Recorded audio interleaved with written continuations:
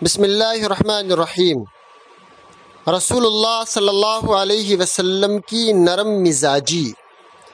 رسول اللہ صلی اللہ علیہ وسلم نے طائف جا کر وہاں کے سرداروں اور عام لوگوں کو دین حق کی دعوت دی، مگر وہاں کے لوگوں نے اسلام قبول کرنے کے بجائے آپ صلی اللہ علیہ وسلم کی سخت مخالفت کی، گالیاں دی، پتھروں سے مارا اور شہر سے باہر نکال دیا۔ پتھروں کی چوٹ سے آپ صلی اللہ علیہ وسلم کے بدن مبارک سے خون جاری ہو گیا۔ شہر سے باہر آ کر آپ صلی اللہ علیہ وسلم ایک باغ میں رکے۔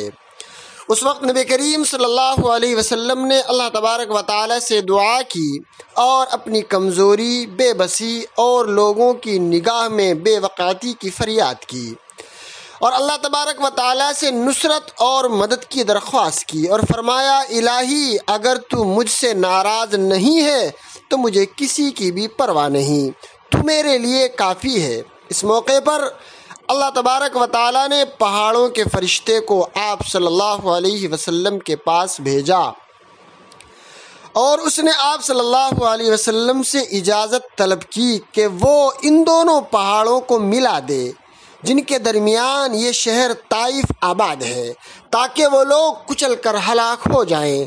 مگر حضور صلی اللہ علیہ وسلم کی رحیم اور کریم ذات نے جواب دیا، مجھے امید ہے کہ ان کی اولادوں میں سے ایسے لوگ پیدا ہوں گے جو ایک خدا کی عبادت کریں گے اور اس کے ساتھ کسی کو شریک نہ ٹھہرائیں گے۔